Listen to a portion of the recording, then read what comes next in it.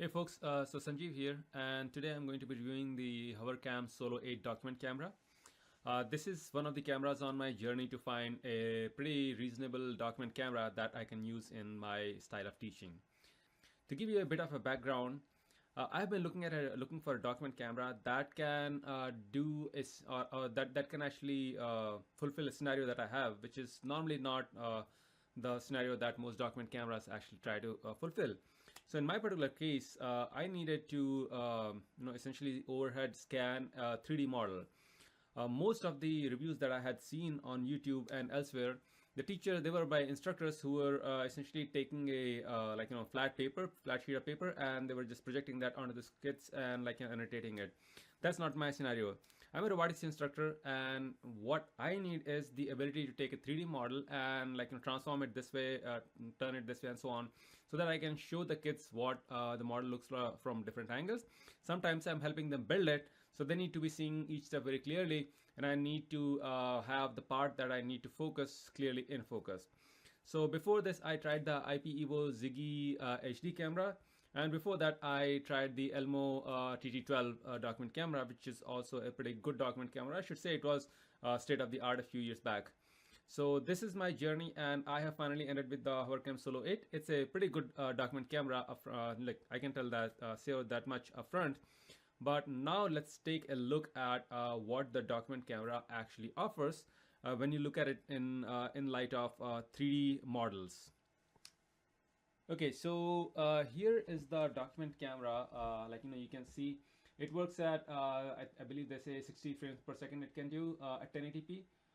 And here's my hands, and you can see 1 2 3 4 5 1 2 3 4 5. It works just fine. 6 7 8 9 10. There is really no lag to this document camera, which is actually pretty amazing. The only main issue that I see every so often is that it doesn't get things in focus, and then it remain unfocused till you come in and prod it a little bit.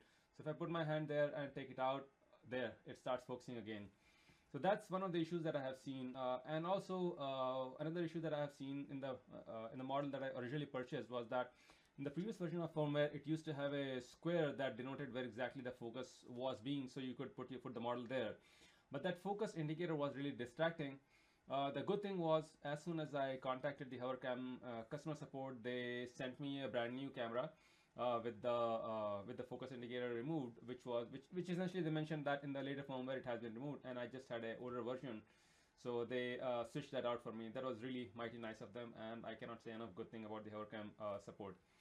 Now let's take a look at the camera from a functionality point of view, and most of the reviews that I've seen are around build quality, and you can figure out the build quality videos from many of the other ones.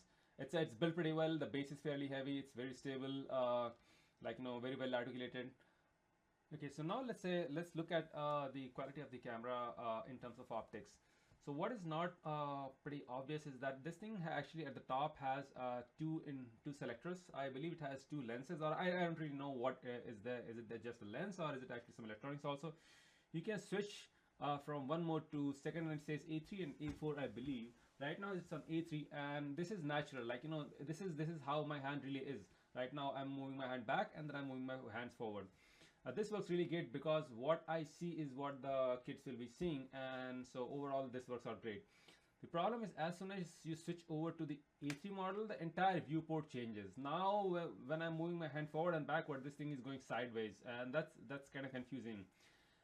So over here in the center there's a button that swaps the image, and if I press this thing, well, now it's flipped. If I press it again, it's flipped.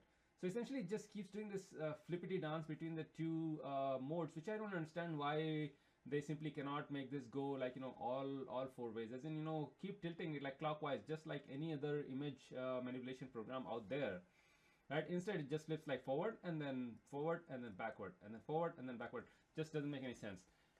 So kind of makes this a little bit useless at the hardware level. You may have to flip the video at a later point of time. During projection this is kind of painful. And back to this one. So I don't really use this A4 mode. Instead I mostly just end up using the A3 mode. This actually works a lot better, as I had already mentioned. So now let's take a look at the 3D model. So here's a 3D model that I'm using, and this is just a little timer that I picked up. and let's see how long it takes for it to focus. And there you go, and you see it's focused pretty well, and the detail is like incredible. It's actually really amazing. Previous to this, I have used both the Elmo TD12 as well as the IP Evo Ziggy HD, and they didn't have anywhere close to this level of detail. The IP Evo Ziggy HD, even though it claims to be HD, actually can only do 720p recordings, and recording the videos was one of my core scenarios, so back it had to go. So you can see very clear. If I take this thing and I just want the kids to focus right over there, then you can see it should focus. Let's see, let's put it right into there, and this is the problem that I was talking about. You can see it's like, not really focusing very well. Let's prod it a little bit more and hit the AF button. No, still no. Nope, doesn't like it. So that's one of the problems that I keep hitting all the time. Like, if I have a 3D model and I'm trying to focus well, it's focusing on the mat below instead of focusing on this thing, which I really want to. So you have to basically cover a pretty reasonable amount of the lens before it will focus on this thing. Okay, so that's the bare model. This model actually works reasonably well. Now let's look at another model that I have. This is a little horse model that I have, a toy horse. Okay, so it focuses fairly well. Now let's say I want to show the kids how the face of this thing looks like, and bring it over there and let it focus. Come on, focus up. Sometimes it helps to actually blot out the or close down the background. And let's see. Okay, move it up and down a little bit, and there you go. Now it's focused like incredibly well, and you can see the grain in the wood and all. But as soon as I move my hand, the whole thing goes away. Maybe if I remove this thing and put it on a blank background where it cannot focus on anything else, it still focuses on the background below. So that has been a little bit of a consistent struggle when I'm using it for 3D modeling purposes. 3D like showcasing 3D models. You have to be a little bit creative to get this thing working. Like, cup it or put something under there so that it can focus on the thing right at hand instead of all the way back. So that's the second thing. The color rendition and all is pretty superb actually. I am using daylight balanced LED lights all over the place. I have 2 table lamps pointed right at this thing, and I also have another huge extremely high powered bulb actually showcasing over here, and so it works out reasonably well. And there you go again, like focus. This focus is always a consistent problem for me. Let's see if flattening it helps it at all. There you go, and you can see when it focuses, it does it very well. But I don't know if it's this firmware or what. It does hint quite a bit. I mean, you can even see the glue that they put, and you can. Now somebody asked about the LED light, so I'm going to switch off all the lights in the room and just use the LED light that this guy has. The LED lights do cause a ton of glare, but unfortunately that's a thing that you will have to live with if you're using any document camera for that matter. So first light switch off, second light switch off, and let's try and switch off the third light.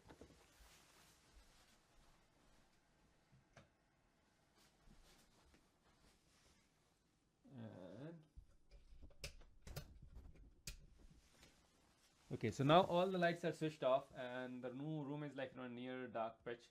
So this is the first level of lights that the Hovercam has, and as you can see, it does a pretty good job overall in lighting up the subject, although focusing is still a little bit of a problem. But there you go, the focusing is done, and there is a bunch of glare, but unfortunately this is just how light works. I mean, the light is coming from the top, hitting the model, and then scattering all over. So yeah, you are going to see a bunch of reflection.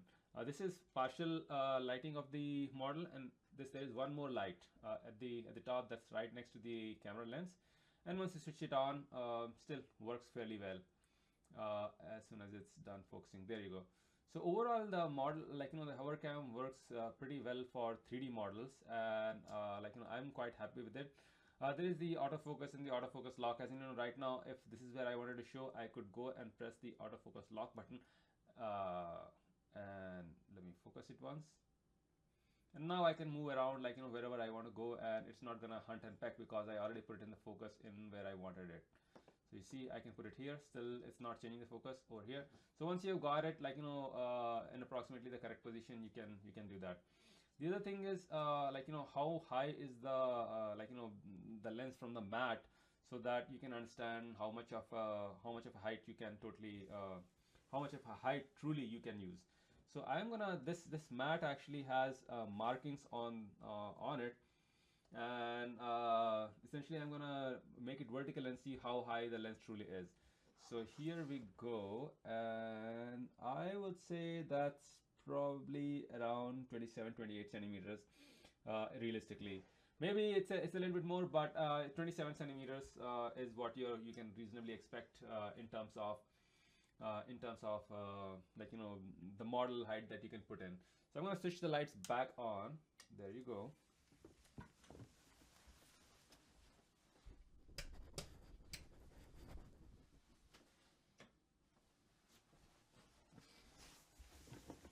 And with the lights on, I'm going to switch off the lights in the Hovercam, and there you go. So that's what and I'm going to release the AF lock as well. So now it can hunt and peck a little bit again, and lock. So that's there. Now, how much of resolution it truly has? Well, on the mat, you can see right over there. Let me see. There you go. On the mat itself, there are these fine dots, and it can actually resolve them really nicely. I will showcase, here is a scale, a ruler that, let me see, is it on the AF lock? There you go. This ruler was provided to me by DigiKey as a gift, I guess. I bought stuff from them, so they sent it to me the new year. So here you see, I mean, this thing is a pretty fine ruler. I mean, the millimeter markings are right there. So you can see these markers are fairly small, and it is able to actually resolve them pretty cleanly. All the way from here to here. And let's look at the other side. Again, it can resolve everything fairly neatly and cleanly. You know, I'm gonna put it down all the way over there, and let's see if it's the other thing is it's hard to figure out if the model is locked or not. It's not like there is an LED that says autofocus is in lock or autofocus is not in lock. The other thing is the exposure keeps, I shouldn't say exposure, the white balance seems to keep on changing even though the light is exactly the same. So you saw right now there is a little bit of a bluish tinge. I move this up a little bit, and let's see, on focus.